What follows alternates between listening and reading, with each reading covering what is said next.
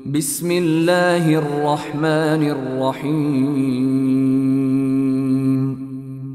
পরম করুণাময় ও অসীম দয়ালু আল্লাহ তোমাদেরকে তোমাদের সন্তানদের সম্পর্কে আদেশ করেন, একজন পুরুষের অংশ দুজন নারীর অংশের সমান। অতঃপর যদি শুধু নারী হয় দুইয়ের অধিক, তবে তাদের জন্য ওই মালের 3/2 অংশ যা ত্যাগ করে মরে, এবং যদি একজনই হয় তবে তার জন্য অর্ধেক। মৃতের পিতামাতার মধ্য থেকে প্রত্যেকের জন্য ত্যায্য সম্পত্তির 6/1 অংশ যদি মৃতের পুত্র থাকে। যদি পুত্র না থাকে এবং পিতামাতাই ওয়ারিশ হয়, তবে মাতা পাবে 3/1 অংশ। অতঃপর যদি মৃতের কয়েকজন ভাই থাকে, তবে তার মাতা পাবে 6/1 অংশ ওসিয়তের পর, যা করে মরেছে, কিংবা ঋণ পরিশোধের পর। তোমাদের পিতা ও পুত্রের মধ্যে কে তোমাদের জন্য অধিক উপকারী তোমরা জানো না। আল্লাহর নির্ধারিত অংশ।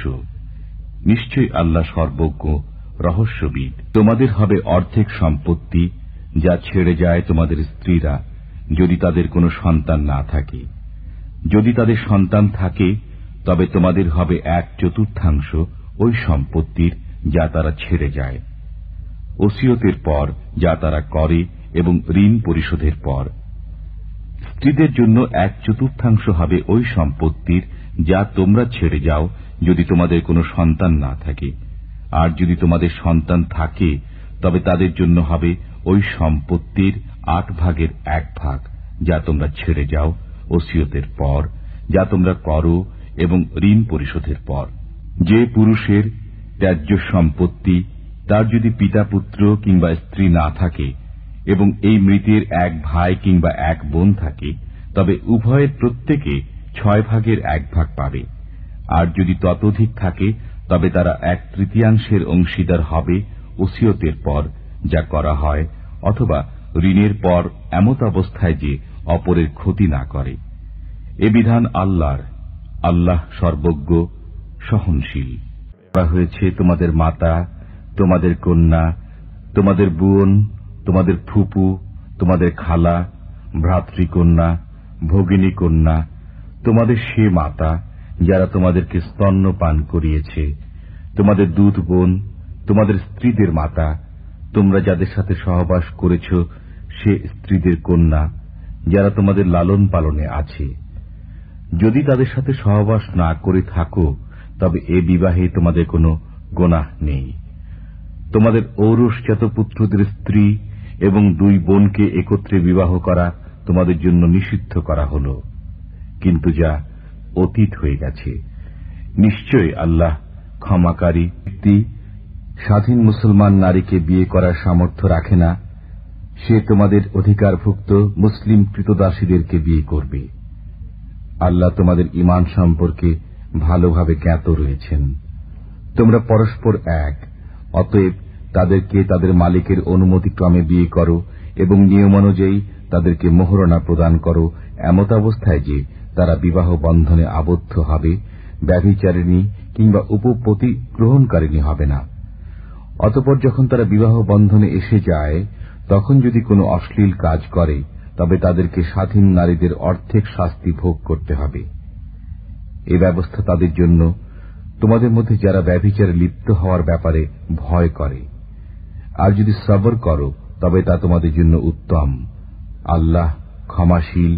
ইমানদারগণ, যখন তোমরা নেশাগ্রস্ত থাকো, তখন নামাজের ধারে কাছে যেও না, যতক্ষণ না বুঝতে সক্ষম হও যা কিছু তোমরা বলছ।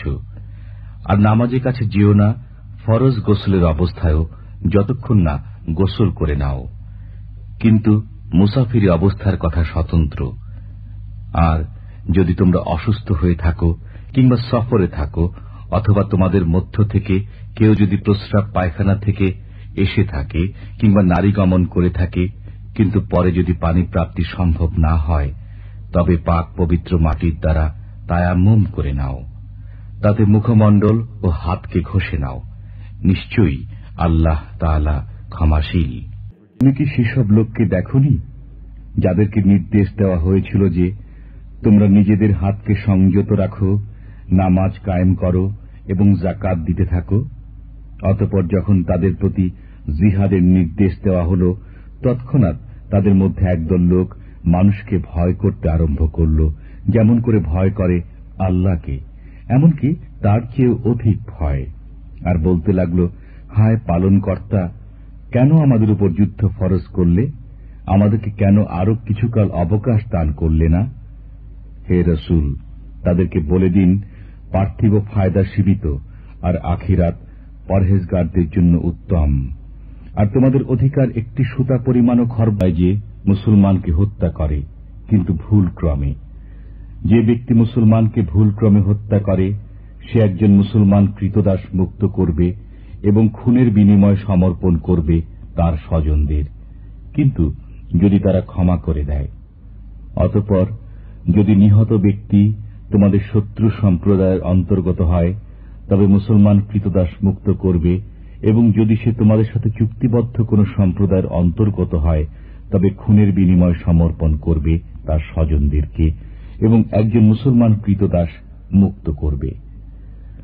অতঃপর যে ব্যক্তি না পায়, সে আল্লাহর কাছ থেকে গুনাহ মাফ করানোর জন্য উপর্যুপরি 2 মাস রোজা রাখবে। আল্লাহ মহাজ্ঞানী, প্রজ্ঞাময়। অতঃপর নামাজে দাঁড়ান, তখন যেন একদল দাঁড়ায় আপনার সাথে, এবং তারা যেন স্বীয় অস্ত্র সাথে নেয়। অতঃপর যখন তারা সিজদা সম্পন্ন করে, তখন আপনার কাছ থেকে যেন সরে যায়, এবং অন্য দল যেন আসে যারা নামাজ পড়েনি। অতঃপর তারা যেন আপনার সাথে নামাজ পড়ে এবং আত্মরক্ষার হাতিয়ার সাথে নেয়। কাফিররা চায় যে তোমরা কোনরূপে অসতর্ক থাকো, যাতে তারা একযোগে তোমাদেরকে আক্রমণ করে বসে। যদি বৃষ্টির কারণে তোমাদের কষ্ট হয় অথবা তোমরা অসুস্থ হও, তবে স্বীয় অস্ত্র পরিত্যাগ করায় তোমাদের কোনো গুনাহ নেই, এবং সাথে নিয়ে নাও তোমাদের আত্মরক্ষার অস্ত্র। নিশ্চয় আল্লাহ কাফিরদের জন্য অপমানকর শাস্তি প্রস্তুত করে রেখেছেন। হে আহলে কিতাবগণ, তোমরা দ্বীনের ব্যাপারে বাড়াবাড়ি করো না, এবং আল্লাহর শানে নিতান্ত সঙ্গত বিষয় ছাড়া কোনো কথা বলো না। নিঃসন্দেহে মরিয়ম পুত্র মসিহ ঈসা আল্লাহর রসূল, এবং তার বাণী যা তিনি প্রেরণ করেছেন মরিয়মের নিকট, এবং রূহ তাঁরই কাছ থেকে আগত। অতএব তোমরা আল্লাহকে এবং তার রসূলদের মান্য করো, আর একথা বলো না যে আল্লাহ তিনের এক। একথা পরিহার করো, তোমাদের মঙ্গল হবে। নিঃসন্দেহে আল্লাহ একক উপাস্য। সন্তান সন্ততি হওয়াটা তার যোগ্য বিষয় নয়। যা কিছু আসমানসমূহ ও জমিনে রয়েছে সবই তাঁর, আর কর্মবিধানে আল্লাহই যথেষ্ট। ফতোয়া জানতে চায়, অতএব আপনি বলে দিন, আল্লাহ তোমাদের কালালাহের মিরাজ সংক্রান্ত সুস্পষ্ট নির্দেশ বাতলে দিচ্ছেন। যদি কোনো পুরুষ মারা যায় এবং তার কোনো পুত্র সন্তান না থাকে এবং এক বোন থাকে, তবে সে পাবে তার পরিত্যক্ত সম্পত্তির অর্ধেক অংশ, এবং সে যদি নিঃসন্তান হয় তবে তার ভাই তার উত্তরাধিকারী হবে। তার 2 বোন থাকলে তাদের জন্য তার পরিত্যক্ত সম্পত্তির 2/3।